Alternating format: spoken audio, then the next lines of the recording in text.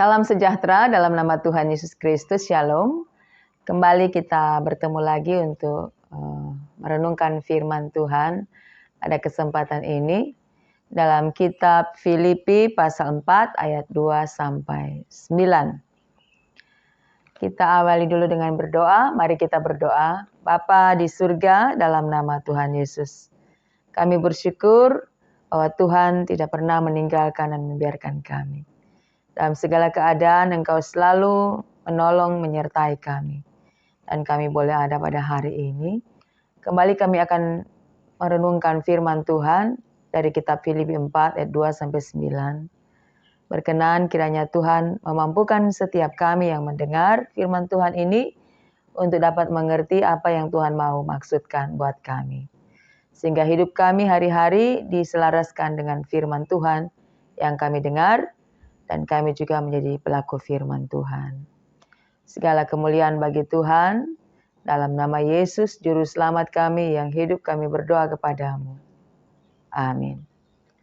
Mari kita mulai dengan membaca firman Tuhan dalam kitab Filipi pasal 4, ayatnya yang kedua sampai ayat 9. Dalam kitab ini diberi judul Nasihat-Nasihat Terakhir. Eudia kunasihati dan Sintike kunasihati, supaya sehati sepikir dalam Tuhan. Bahkan kuminta kepadamu juga Sunsugos, temanku yang setia menolong yang setia. Tolonglah mereka karena mereka telah berjuang dengan aku dalam pekabaran Injil. Bersama-sama dengan Clemens dan kawan-kawanku sekerja yang lain yang nama-namanya tercantum dalam kitab kehidupan. Bersukacitalah senantiasa dalam Tuhan. Sekali lagi kukatakan bersukacitalah. Hendaklah kebaikan hatimu diketahui semua orang, Tuhan sudah dekat. Janganlah hendaknya kamu khawatir tentang apapun juga, tetapi nyatakanlah dalam segala hal keinginanmu kepada Allah dalam doa dan permohonan dengan ucapan syukur. Damai sejahtera Allah yang melampaui segala akal akan memelihara hati dan pikiranmu dalam Kristus Yesus.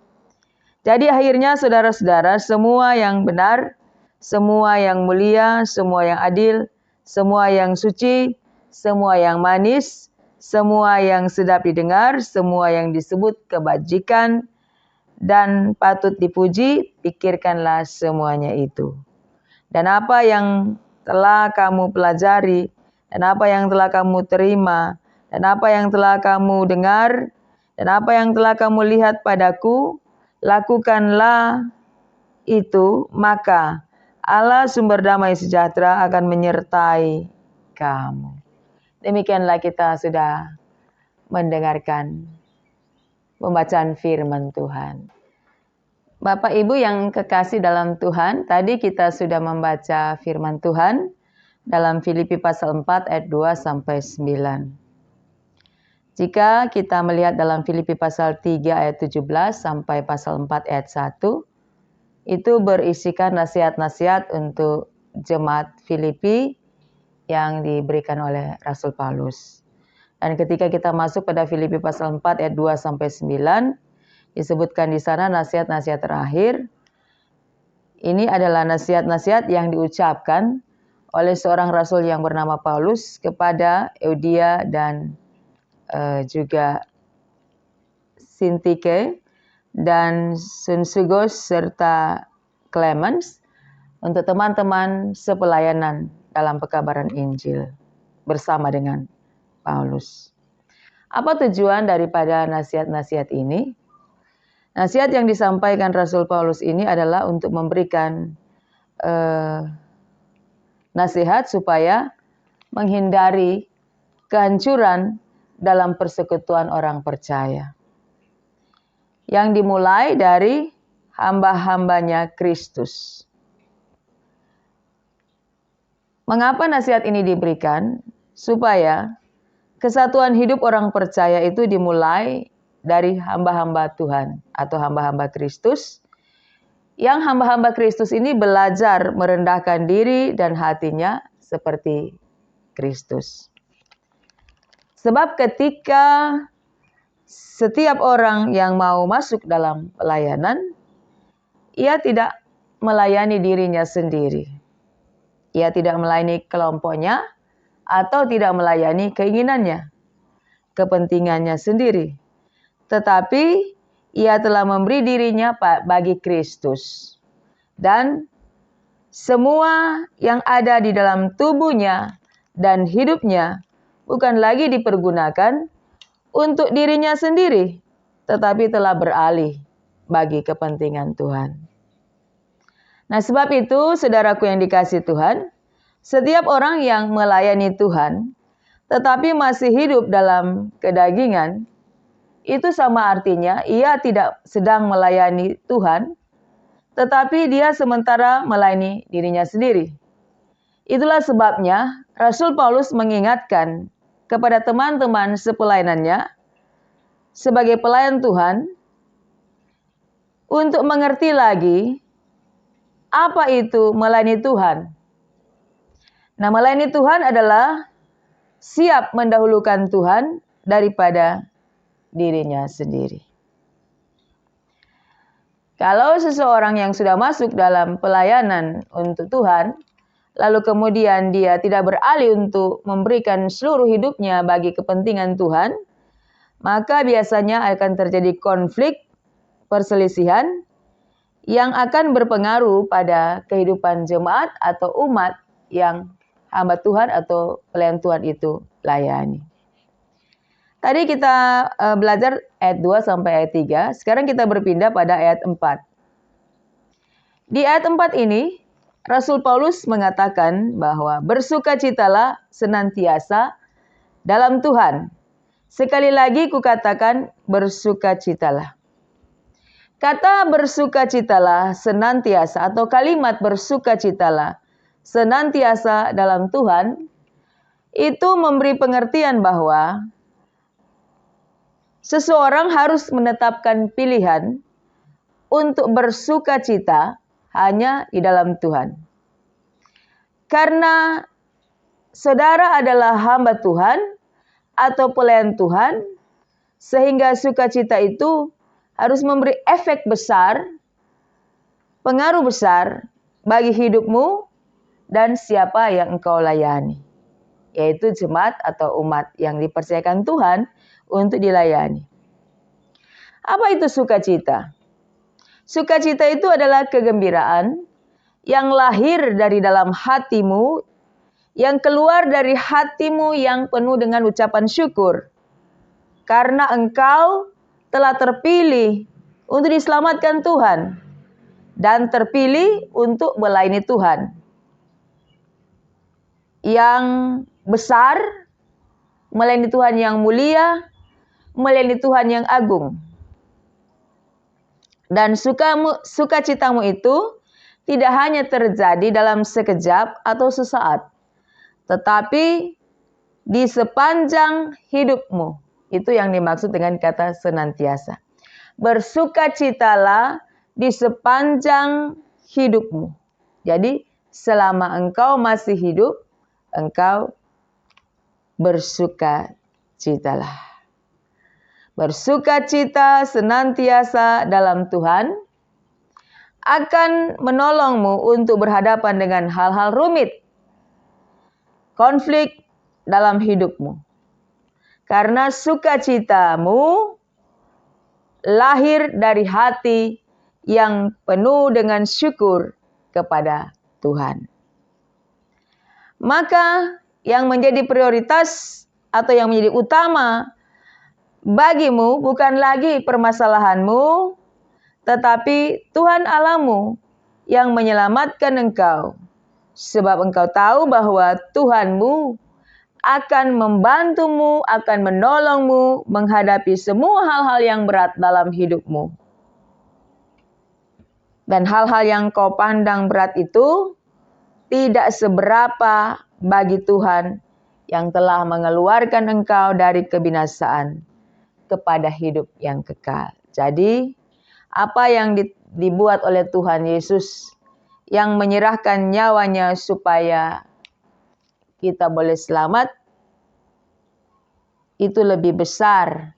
Maka hal-hal yang lain yang kita alami sebagai pelayan Tuhan tidak begitu berat untuk Tuhan menolong kita. Kemudian Bapak Ibu kita lanjut di ayat yang kelima.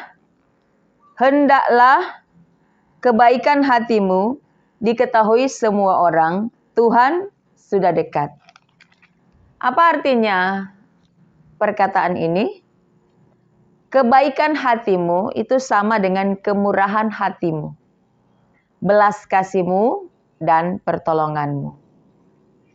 Ketika seseorang melakukan kebaikan hati, kemurahan hati, belas kasih, dan pertolongan bagi orang lain, bukan berarti orang itu melakukannya karena pamer atau ditunjukkan, ditampilkan untuk menjadi sombong dan angkuh, sehingga orang memuji dan berkata dia orang yang baik.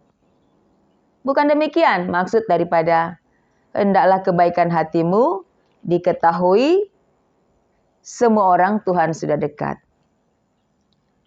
Tapi maksud daripada firman Tuhan ini adalah pelayananmu hendaknya memberi efek atau dampak bagi orang lain. Dan orang lain melihat itu sebagai buah dari hidupmu yang melayani dengan sungguh-sungguh Kristus Tuhanmu. Lanjut kalimat Tuhan sudah dekat. Hendaklah kebaikan hatimu diketahui semua orang, Tuhan sudah dekat. Ini seperti alarm atau pengingat. Artinya, kalimat Tuhan sudah dekat mengingatkan bahwa waktu itu adalah milik Tuhan. Waktu adalah milik Tuhan. Dan kamu tidak tahu kapan Tuhan datang. Maka berbuatlah. Maka lakukanlah. Karena kamu tidak tahu kapan Tuhan datang, jadi harus segera berbuat. Apa yang kamu buat? Ya tadi, kebaikan hati, kemurahan hati, belas kasih, dan pertolonganmu bagi orang lain. Sekarang kita berpindah pada ayat 6. Apa yang dikatakan dalam ayat 6? Janganlah hendaknya kamu khawatir tentang apapun juga, tetapi nyatakanlah dalam segala hal keinginanmu kepada Allah dalam doa dan permohonan dengan ucapan syukur. Janganlah kamu khawatir. Pertama, ayat ini bicara tentang janganlah kamu khawatir. Apa itu khawatir? Khawatir itu adalah takut, cemas, gelisah, bingung, bimbang, bisa juga gugup. Khawatir itu menyangkut pikiran dan rasa atau perasaan.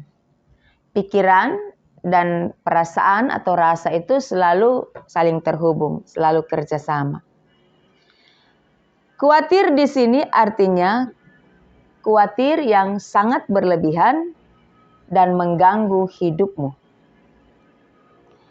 Nah, inilah yang terjadi, yang ada pada manusia, yaitu khawatir. Dan setiap manusia itu tidak bisa mengelak dari rasa khawatir. Entah itu dia pelayan Tuhan ataupun juga dia jemaat Tuhan. Orang yang cenderung ada dalam kekhawatiran, dia akan ada dalam stres. Dan manusia bisa mati karena khawatir, tetapi juga bisa tetap hidup dengan khawatir. Hidup dengan kekhawatiran, tetapi tidak mendatangkan kesenangan, tidak menikmati hidupnya dan hidupnya tidak sehat secara rohani. Dan itu akan berpengaruh pada kesehatan jasmani. Hidupnya tidak akan baik-baik saja atau dia tidak akan merasa nyaman karena kekhawatiran itu membelenggu.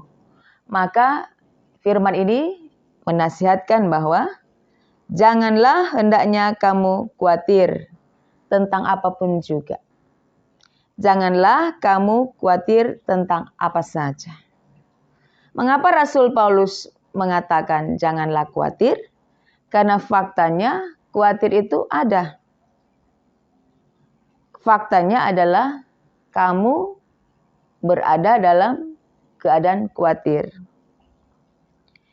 Karena khawatir bisa mematikan iman kita kepada Tuhan. Karena kamu tidak bisa menikmati hidup secara normal atau nyaman kalau kamu khawatir. Maka Rasul Paulus mengatakan, janganlah kamu khawatir tentang apa saja. Tentang apa saja. Tentang hidup, tentang masa depan, tentang pelayanan, tentang keluarga, tentang ekonomi. Pokoknya tentang apa saja bisa menjadi bahan untuk hidup dalam kekhawatiran. Nah, bagaimana kamu tetap menikmati hidup secara nyaman dan sehat di tengah fakta selalu berhadapan dengan khawatir? Nah, di firman Tuhan yang kita baca ini telah memberikan solusinya atau jalan keluarnya.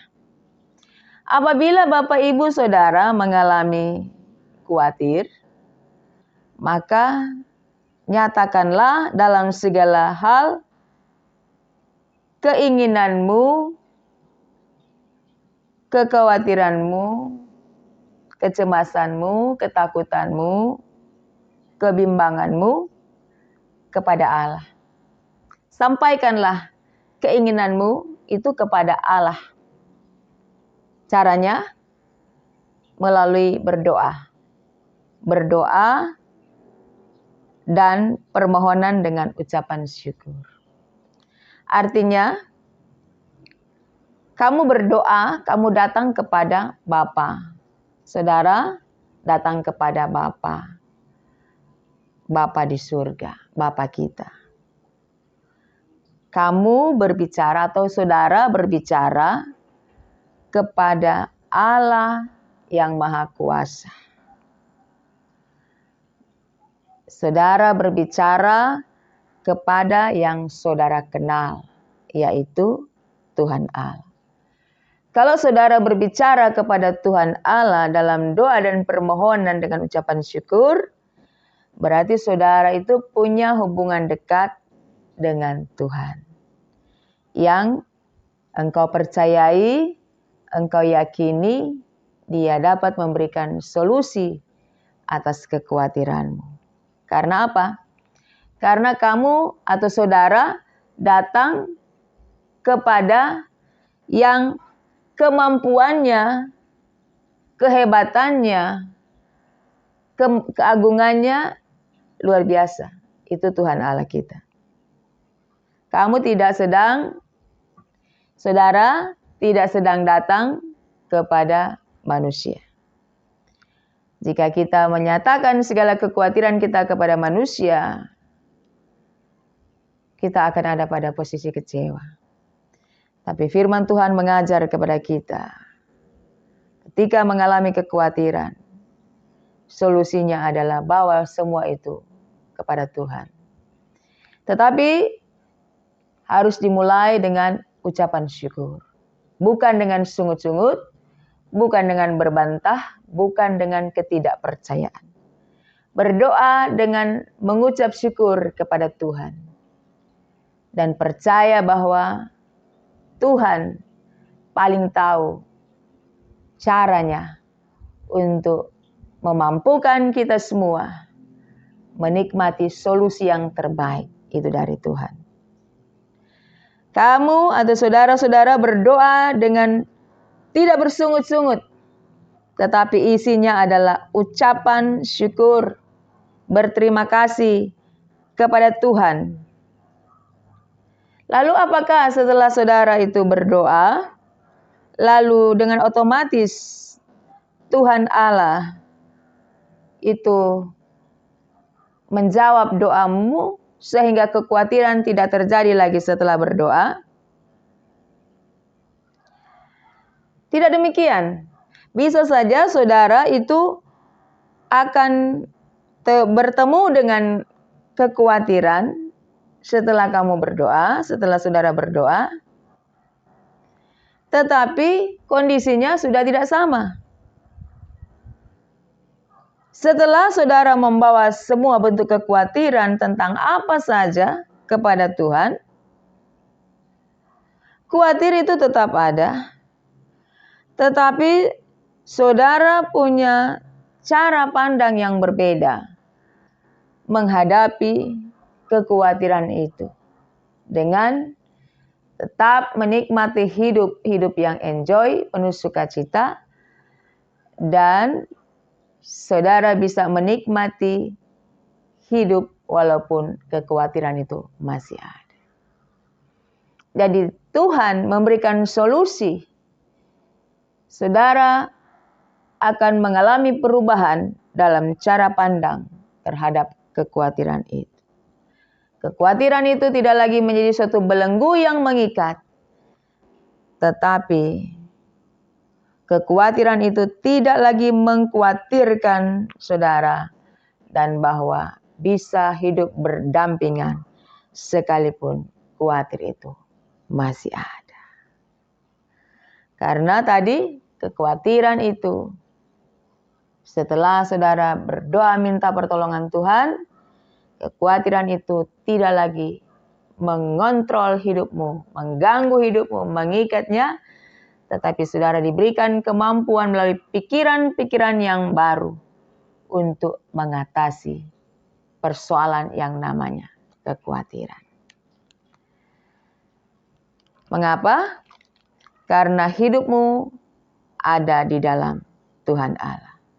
Ketika telah berserah kepada Tuhan dengan rasa syukur, saudara akan tetap bisa menikmati hidup. Hidup yang berbeda, yang tidak lagi dikendalikan oleh rasa khawatir, tetapi dikendalikan oleh Tuhan yang kau percayai. Sehingga yang terjadi adalah tetap ada kelegaan, tetap ada sentosa dan sukacita dari Tuhan. Bapak Ibu, selanjutnya kita lihat di ayat 7. Apa hasil yang kita dapatkan setelah berdoa kepada Tuhan dan menyerahkan segala kekhawatiran? Inilah hasilnya. Kita baca ayat 7. Damai sejahtera Allah yang melampaui segala akal akan memelihara hati dan pikiranmu dalam Kristus Yesus. Memang tadi kita sudah mendapatkan solusinya, itu berdoa. Dan kemudian di ayat 7 ini tentang damai sejahtera yang melampaui segala akal. Apa maksudnya damai sejahtera Allah yang melampaui segala akal? Dalam bahasa Ibrani, Irene, damai sejahtera, dan bahasa Yunani, Shalom. Damai sejahtera itu keselamatan, keserasian, keutuhan, keamanan, kenyamanan, kebaikan, dan seterusnya. Damai sejahtera Allah yang melampaui segala akal, arti sederhananya adalah damai sejahtera Allah yang tidak masuk akal pikiran manusia. Damai sejahtera Allah yang melampaui segala akal adalah yang melebihi segala akal dan pengertian kita manusia. pikiran kita tidak dapat menjangkaunya. Damai sejahtera Allah lebih daripada pengertian dan cara berpikir manusia, di luar akal manusia. Artinya, sekalipun, masih sambung dengan ayat 6 tadi, sekalipun ada alasan khawatir, tetapi orang yang mengenal atau mengasihi Tuhan tidak khawatir, tetapi yang terjadi adalah dia memiliki damai sejahtera yang datang dari Allah yang melampaui kemampuan berpikir dan pengertian manusia. Damai sejahtera dari Tuhan Allah tidak ditentukan oleh kondisi-kondisi hidup yang kita alami. Misalnya, kita akan menikmati damai sejahtera kalau segala yang kita butuhkan terpenuhi. Itu pikiran kita. Kita akan menikmati damai sejahtera kalau tidak ada pergumulan, tidak ada persoalan, tidak ada ujian, tidak ada tantangan dalam hidup. Itu pikiran kita. Kita akan menikmati damai sejahtera kalau kita kaya, hidup melimpah, dan sebagainya. Itu pikiran kita. Tetapi damai sejahtera dari Tuhan Allah melampaui pikiran-pikiran kita, yaitu sekalipun kita bukan orang yang memiliki kekayaan, tapi kita memiliki damai di dalam hidup kita karena kita berseru hidup di dalam Tuhan dengan sungguh-sungguh. Kita tetap akan bisa menikmati hidup di dalam Tuhan, sekalipun kita banyak ujian dan persoalan-persoalan hidup. Nah, itu yang luar biasa. Kalau kita ada dalam keadaan yang baik-baik saja, lalu kita berkata kita punya damai dari Tuhan, itu biasa. Tapi ketika orang ada dalam berbagai tekanan dan pergumulan, tapi dia menikmati hidupnya, tetap bersyukur kepada Tuhan, itu adalah ia memiliki damai sejahtera yang datang dari Tuhan. Tuhan yang memerintah hidupnya, bukan kondisi-kondisi hidup di sekitar daripada hidup seseorang. Kita bisa melihat dalam atau membandingkan dalam Mazmur 23 ayat 4. Mari kita lihat Mazmur 23 ayat 4. Apa yang dikatakan di sana? Mazmur 23 ayat 4. Ini juga perkataan dari Daud. Sekalipun aku berjalan dalam lembah kekelaman, aku tidak takut bahaya, sebab Engkau besertaku. Gadamu dan tongkatmu itulah yang menghibur aku. Jadi dia tetap menikmati kesentosaan sekalipun berjalan dalam lembah kekelaman. Dia berjalan dalam kekelaman, dia tidak menjadi takut karena dia menyerahkan hidupnya dan percaya bahwa di dalam lembah kekelaman pun Tuhan beserta, Tuhan ada, Tuhan menyertainya. Nah, ini kesaksian dari Daud. Yang juga bisa menjadi suatu perbandingan di dalam kita memahami untuk ayat 7 ini. Nah, Bapak Ibu yang dikasihi Tuhan, dikatakan di sini bahwa damai sejahtera Allah yang melampaui segala akal akan memelihara hati dan pikiranmu. Artinya, damai sejahtera Allah itu akan menjaga, melindungi hatimu, perasaanmu, kemauanmu, dan juga pikiranmu.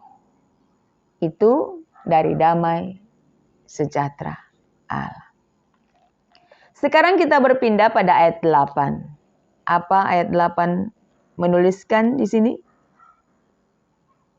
Kita membacanya. Jadi akhirnya saudara-saudara, semua yang benar, semua yang mulia, semua yang adil, semua yang suci, semua yang manis, semua yang sedap didengar, semua yang disebut kebajikan dan patut dipuji, pikirkanlah semuanya itu.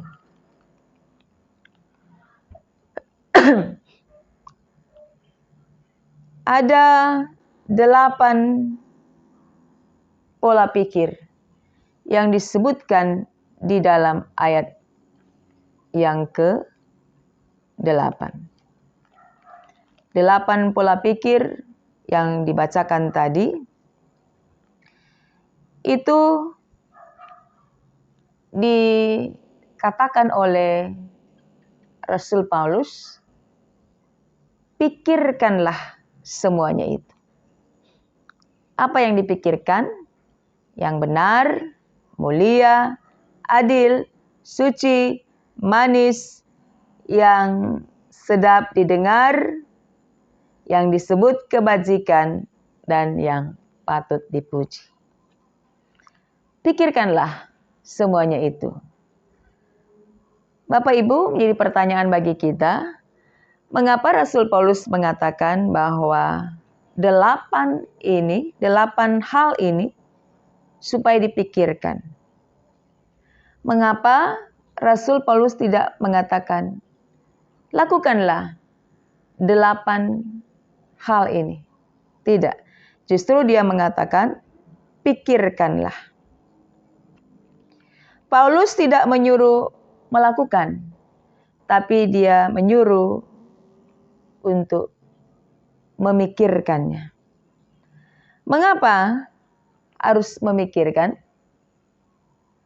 Karena kita tahu bahwa pikiran, pola berpikir kita atau pikiran kita adalah medan atau tempat pertempuran. Karena di dalam pikiran kita menerima banyak sekali masukan dari berbagai sumber. Sehingga ini pikiran menjadi tempat atau medan pertempuran. Apa yang kita lakukan itu adalah hasil daripada apa yang dipikirkan. Semua yang disebutkan di ayat 8 ini adalah 8 cara berpikir yang positif. Cara berpikir yang berfaedah. Cara berpikir yang bagus. Cara berpikir yang tidak menyimpang dari ajaran Tuhan. Apa yang kita hasilkan itu dari apa yang kita pikirkan. Jadi yang diberi perhatian atau diberi prioritas dalam ayat 8 ini adalah apa isi daripada pikiranmu. Nah, tentang apa isi pikiranmu ini, itu juga sudah ada di channel YouTube saya tentang apa isi pikiranmu. Bapak Ibu bisa melihat di channel tersebut apa isi pikiranmu. Perhatikan apa isi pikiranmu. Periksa apa isi pikiranmu. Karena isi pikiranmu bisa menentukan hidupmu, bisa menentukan masa depanmu, bisa menentukan hubunganmu dengan Tuhan dan dengan sesama. Jadi, Rasul Paulus mau mengajar bahwa perbaiki dulu isi pikiranmu. Perbaiki dulu pola berpikirmu, cara berpikirmu. Karena cara berpikir itu akan melahirkan sikap, kelakuan, karakter, dan tabiat. Maka penting sekali yang dibenahi dulu adalah cara berpikir. Pola berpikir. Itu yang disebut positive thinking, berpikiran positif. Itu pada ayat 8. Dan selanjutnya, pada ayat 9, kita masih lanjut lagi di ayat 9. Dan apa yang telah kamu pelajari, dan apa yang telah kamu terima, dan apa yang telah kamu dengar, dan apa yang telah kamu lihat padaku, lakukanlah itu. maka Allah, sumber damai sejahtera, akan menyertai kamu. Ini ayat terakhir. Ayat 9 dikatakan, apa yang telah kamu. Ini bisa menunjuk kepada teman-teman sepelayanan daripada Paulus. Apa yang telah kamu lihat daripada aku? Apa yang telah kamu pelajari? Apa yang telah kamu terima? Apa yang telah kamu dengar daripadaku sebagai seorang rasul Kristus? Lakukan. Di sini Rasul Paulus dengan berani menjadikan dirinya, hidupnya, dan pelayanannya sebagai role model, sebagai contoh, sebagai teladan bagi teman-teman sepelayanannya. Dia berani karena dia sudah berbuat. Dan kita bisa membaca kisah hidupnya. Kita bisa baca dalam 2 Korintus 11 ayat 23 sampai dengan 28. Kisah yang akan kita baca dalam 2 Korintus 11 ayat 23 sampai 28 ini juga menjadi sebuah pembelajaran tentang apa yang teman-teman sepelayanan ini dengar atau pelajari dari pelayanan Rasul Paulus. Mari kita baca 2 Korintus 11 ayatnya yang ke-23 sampai ayatnya yang ke-28. 2 Korintus 11 ayat 23 sampai dengan 28. Saya membacakan. Apakah mereka pelayan Kristus? Aku berkata seperti orang gila. Aku lebih lagi. Aku lebih banyak berjeri lelah. Lebih sering di dalam penjara. Didera di luar batas. Kerap kali dalam bahaya maut. 5 kali aku disesa orang Yahudi. Setiap kali 40 kurang 1 pukulan. 3 kali aku didera. 1 kali aku dilempari dengan batu. 3 kali mengalami karam kapal. Sehari semalam aku terkatung-katung di tengah laut. Dalam perjalananku aku sering diancam bahaya banjir dan bahaya penyamun, bahaya dari pihak orang-orang Yahudi dan dari pihak orang-orang bukan Yahudi, bahaya di kota, bahaya di padang gurun, bahaya di tengah laut, dan bahaya dari pihak saudara-saudara palsu. Aku banyak berjeri lelah dan bekerja keras. Kerap kali aku tidak tidur. Aku lapar dan dahaga. Kerap kali aku berpuasa kedinginan dan tanpa pakaian. Dan dengan tidak menyebut banyak hal lain lagi, urusanku sehari-hari yaitu memelihara semua jemaat-jemaat. Nah, itu yang dialami oleh Rasul Paulus dalam pelayanan.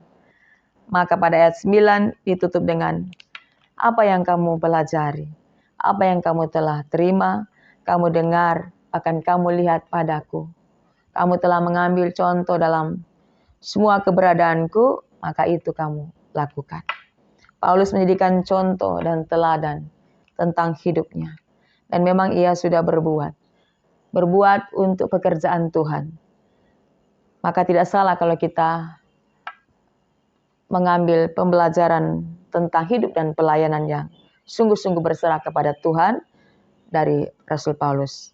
Bahkan kita perlu juga tahu bahwa ketika Rasul Paulus menulis surat kepada jemaat Filipi, Paulus ini sementara berada di dalam penjara. Ia sementara dirantai, di penjara bukan karena melakukan kesalahan, tetapi justru melakukan kebenaran karena pekerjaan pelayanan pekabaran Injil. Pada seharusnya ia harus dijenguk, harus dibesuk menurut pikiran kita. Pada seharusnya ia mendapatkan pelayanan, didoakan, dikuatkan, diteguhkan. Karena ia berada dalam keadaan yang katakanlah terhimpit, tidak sebebas orang-orang yang di luar penjara. tetapi jiwa, hati, perasaan, dan imannya justru merdeka dan bebas karena Kristus dan kasihnya kepada Kristus. Sekalipun ia terpenjara, tetapi hidupnya tidak ikut terpenjara. Hanya tubuhnya yang terpenjara, tetapi imannya bertumbuh. Imannya tetap kokoh, imannya tetap kuat. Sehingga dia tetap bisa menggembalakan jemaat Filipi di dalam adanya ketidaksehatian, tidak adanya satu pikiran dalam pekerjaan pelayanan di mana teman-teman sepelayanannya bertikai tentang konflik yang terjadi pada waktu itu. Paulus sebagai seorang rasul besar masih tetap peduli dengan pertumbuhan iman jemaat-jemaat Tuhan yang ada di Filipi. Maka pada firman Tuhan pada kesempatan ini di Filipi pasal 4 ayat 2 sampai ayatnya yang ke-9 ditutup dengan kalimat, maka Allah sumber damai sejahtera akan menyertai kamu. Itu adalah kalimat berkat yang diucapkan oleh Rasul Paulus kepada jemaat dan pelayan Tuhan yang ada, secara khusus pelayan-pelayan Tuhan yang ada di jemaat Filipi. Demikian kita sudah membahas firman Tuhan atau mendengarkan perenungan firman Tuhan dari Filipi pasal 4, ayatnya yang kedua sampai ayat 9. Garis besarnya adalah firman Tuhan ini tidak sekedar untuk teman-teman Paulus yang sementara ada dalam pergumulan, dalam permasalahan pelayanan, tetapi juga membuka kemungkinan besar untuk menjadi pembelajaran buat hidup kita. Bahwa kita terus perlu belajar tentang hidup ini. Nasihat-nasihat yang disampaikan ini perlu menjadi bagian kita ketika kita mau membangun hubungan dengan orang lain, membangun pelayanan, membangun hubungan dengan Tuhan. Sehingga semua yang ditimbulkan dari apa yang kita lakukan, kita pikirkan, sosialisasi kita dengan orang lain, itu menimbulkan kenyamanan, keamanan, dan menjadi kesempatan bagi kita untuk mempermuliakan nama Tuhan Yesus. Demikian firman Tuhan, Tuhan memberkati kita semua. Amin. Mari kita berdoa. Biarlah Tuhan yang menyempurnakan firman yang disampaikan oleh hamba-Mu pada kesempatan ini. Sehingga setiap kami yang boleh mendengar firman Tuhan, diberkati oleh Tuhan. Menjadi lebih bertumbuh dalam iman dan pengharapan kepada Tuhan. Tidak menyerah pada keadaan-keadaan yang sulit, tetapi justru keadaan-keadaan yang sulit itu memicu dan memampukan kami semua untuk semakin bersemangat mengerjakan tanggung jawab sebagai jemaat maupun sebagai hamba-hamba Tuhan yang ambil bagian dalam pekerjaan memberitakan firman Tuhan dengan cara hidup, gaya hidup yang berkenan kepada Tuhan. Terima kasih banyak Tuhan, ini doa kami. Kami bersyukur di dalam nama Tuhan Yesus Kristus. Amin.